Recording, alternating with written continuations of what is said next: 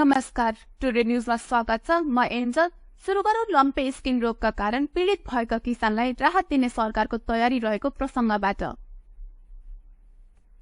सरकारले देशभर फैलिएको लम्पे स्किन रोगका कारण पीडित भएका किसानलाई राहत दिने प्रक्रिया अगाडि बढाएको छ। आज बस्ने मन्त्री परिषदको बैठकबाट राहत सम्बन्धी आवश्यक निर्णय गर्ने तयारी छ। यसअघि प्रधानमन्त्री पुष्पकमल दाहाल प्रचण्डले महामारी प्रभावित किसानलाई राहत दिन र त्यसको आवश्यक गृह कार्य गर्न कृषि मन्त्रालयलाई निर्देशन दिनुभएको थियो। प्रधानमन्त्री प्रचण्डले लम्पे स्किनको बारेमा कृषि मन्त्रालय र अर्थ मन्त्रालयसँग लगातार छलफल गर्दै आउनु भएको छ। छलफलबाट किसानलाई राहत दिने निर्णयको अन्तिम प्रक्रियामा रहेको कृषि मन्त्रालयले जनाएको छ। पीडित किसानलाई राहतका साथै अहिले निशुल्क रूपमा गोड पक्स भ्याक्सिनसँग प्रदेश र पालिकाले उपलब्ध गराउने गरी तयारी छ। लम्पे स्किनले महामारीको रूप लिँदा पनि सरकारले प्रभावकारी कदम नचालेको भन्दै किसानले आन्दोलन गर्दै आएका छन्। उनीहरूले लम्पे स्किनलाई महामारी घोषणा गर्न र क्षतिपूर्ति दिन पनि माग गर्दै आएका छन्। कृषि तथा पशुपक्षी विकास मन्त्रालयका अनुसार अहिले देशभर 11 लाख भन्दा धेरै पशु चौपाया लम्पे स्किन रोगबाट प्रभावित भएका छन्। तीमध्ये 8,67,000 पशु चौपाया निको भइसकेका छन्। बितेका 5 महिनामा झण्डै 50,000 पशु चौपाया मरेका छन्। अहिले पनि झण्डै 2 लाखको संख्यामा पशु चौपाया सक्रिय संक्रमित रहेका छन्। मरेका र संक्रमित गरी पशु चौपाया 30 अर्ब रुपैयाँ बराबरको क्षति भएको अनुमान छ। यो रोगबाट गोरु संक्रमित हुँदा कतिपय जिल्लामा धान रोपाई समेत प्रभावित भयो। त्यस्तै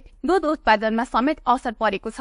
पशु सेवा विभागका अनुसार 3,50,000 भन्दा धेरै पशुमा लम्पे स्किन रोग विरुद्ध खोप लगाइएको छ। प्रधानमन्त्री तथा मन्त्री परिषदको कार्यालय अन्तर्गतको अनुगमन तथा मूल्याङ्कन समितिको बैठकमा हिजो मुख्य सचिव वैकुण्ठ अर्यालले लम्पे स्किन विरुद्धको खोपको व्यवस्थापन गर्न कृषि तथा पशुपक्षी विकास मन्त्रालयलाई निर्देशन समेत दिनुभएको छ।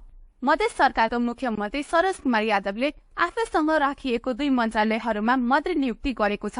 सोमबार मुख्यमन्त्री यादवले गृह तथा सञ्चार मन्त्रीमा सप्तरीका मोहम्मद शमीमलाई र श्रम तथा यातायात मन्त्रीमा जनमतका चन्दन सिंहलाई नियुक्ति गरेका छन्। मुख्यमन्त्रीको उपस्थितिमा प्रदेश प्रमुख हरिशंकर मिश्रले नवनियुक्त दुवै मन्त्रीहरूलाई शपथ ग्रहण गराएका छन्। मुख्यमन्त्रीले जसपाबाट बिना विभागीय मन्त्री रहेकी सुरिता शाहलाई मुख्यमन्त्री कार्यालयमा तत्काल राखिने बताएका छन्। स्वतन्त्र चुनाव जितेर सामाजिक विकास मन्त्री बन्न जसपा प्रवेश गरेकी शाह कांग्रेस सरकारमा सहभागी हुँदा बिना विभागीय बनाइएकी थिइन्। नियुक्त हुने भनिएको श्रम तथा यातायात राज्य मन्त्रीमा जनमतकी रन्जु खङ खत्वे नियुक्त हुन सकेन। प्राविधिक कामहरू हुन नसकेको र लोसपालाई पनि एक राज्य मन्त्री दिनुपर्ने भएकाले एकैपटक नियुक्त गरिने स्रोतको भनाइ छ। गृह तथा सञ्चार मन्त्री शमीम पदभार समेत ग्रहण गरेका छन्। उनीहरूलाई बधाई दिन सप्तरीबाट लामो नेता कार्यकर्ता मुस्लिम समुदायको अगुवा र पत्रकारहरूको समूह मधेस भवन जनकपुर धाममा आएका छन्। सासूलाई कुटपिट गरी हत्या गरेको आरोपमा धनुषा प्रहरीले बुहारी सहित 2 जनालाई पक्राउ गरेको छ। जिल्लाको गणेशमान चारनाथ नगरपालिका 5 पोर्ताहाकी 75 वर्षीय बकुलती देवी यादवलाई सोमबार दिउँसो कुटपिट गरी हत्या गरेको भन्दै प्रहरीले उनकी 35 वर्षीय माइनी बुहारी इन्द्रा यादव र 22 वर्षीय नातिनी सुशीला यादवलाई प्रहरीले पक्राउ गरेको छ। सुशीला मृतककी जेठो छोराकी छोरी छन्। घरआइसी विवादमा बुहारी इन्द्राले आफ्नै सासूलाई धक्का दिएपछि घटनास्थलमै मृत्यु भएको धनुषाको प्रहरी प्रवक्ता प्रहरी उपरीक्षक शिवराज खड्काले जानकारी दिए। महतरीको शमसी गाउँपालिका लेखापाल रोशन कुमार राउत विरुद्ध 1,25,000 भ्रष्टाचार आरोपको मुद्दा दायर भएको छ। अख्तियार दुरुपयोग अनुसन्धान आयोगका प्रवक्ता भोला दाहालका अनुसार राउतले शमसी गाउँपालिका वडा नम्बर 5 मा सञ्चालन भएको कोभिड-19 सम्बन्धी जनचेतनामूलक कार्यक्रम सम्पन्न पश्चात उक्त कार्यक्रमको भुक्तानी दिने प्रयोजननाथ सेवाग्राहीसँग सो रकम लिएका छन्। राउतलाई भ्रष्टाचार निवारण ऐन 2059 बमोजिम जरिवाना सजाय समेत हुन माग दाबी लिई सोमबार विशेष अदालत काठमाडौँमा आरोप पत्र दायर गरिएको आयोगले जनाएको छ। महतरीको जलेश्वर नगरपालिका 5 चौरिया गाउँमा रहेको हनुमान मन्दिरमा अवस्थित हनुमान भगवानको मूर्ति अगाडि नेताको शालिग बनाएको विरोधमा स्थानीय युवकहरूको एक समूहले सोमबार जलेश्वरमा प्रदर्शन गरेका छन्। आर्थिक वर्ष 2079-80 मा मध्य प्रदेश सरकारको 65 लाख रुपैयाँको लागतमा चौरिया गाउँमा रहेको हनुमान मन्दिरकै प्राङ्गणमा स्वर्गीय नेता गणेश नेपालीको शालिग तथा पार्क निर्माण योजना अन्तर्गत मन्दिरभित्र रहेको हनुमान भगवानको ठीक पहिले नेता नेपालीको शालिग बनाएर भगवानलाई अझेलमा पारेको र नेतालाई भगवान भन्दा ठूलो बनाएको भन्दै स्थानीय करिब 50 जना युवाहरूले जलेश्वरमा प्रदर्शन गरेका छन्। स्वर्गीय नेता गणेश नेपालीका छोरा नेपाली कांग्रेसका नेता बजरंग नेपालीले मध्य प्रदेश सरकारबाट आफ्नो पहुँचको आधारमा बजेट ल्याएर मन्दिरभित्रै शालिग निर्माण गरेर सांस्कृतिक अपराध गर्नुका साथै बजेटको दुरुपयोग गरेर लाखौं अनियमितता समेत गरेको आरोप लगाउँदै युवाहरूले महोत्तरीका प्रमुख जिल्ला अधिकारीले ज्ञापन पत्र समेत बुझाएका छन्। हिन्दू बहुलियता रहेको नेपालीको आराध्य पशुपतिनाथ, माता सीता, गौतम बुद्ध सहित देशमा विभिन्न ठाउँमा रहेको विभिन्न देवी देवताका मन्दिरमा कहीँ कतै पनि कुनै नेता वा शहीदको शालिग बनाएको छैन। तर चौरिया गाउँमा भगवान हनुमानको मूर्ति अगाडि हनुमानको मूर्ति भन्दा पनि ठूलो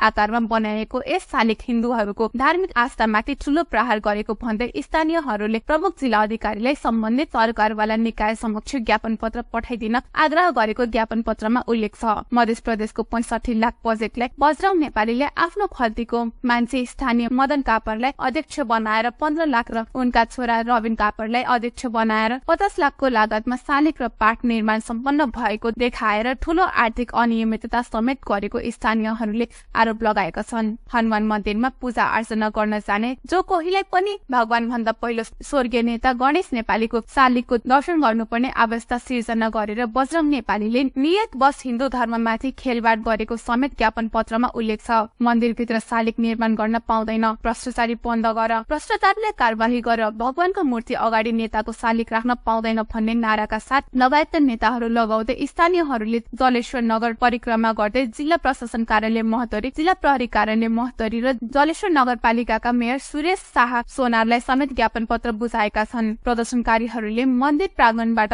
नेताको शालिग तुरन्त हटाउनु पर्ने, योजनामा 25-30 लाख खर्च भएकाले 65 लाख खर्च देखाएर गरिएको भ्रष्टाचारलाई सरकारवाला निकायहरूले स्थलगत अनुगमन निरीक्षण गरेर अनियमितता भएको रकम बाँकी सरह असुल उपर गर्नुपर्ने र दोषी देखिएकाहरूलाई नेपालको कानून बमोजिम हदैसम्मको कारबाही गर्नुपर्ने माग गरेका छन्।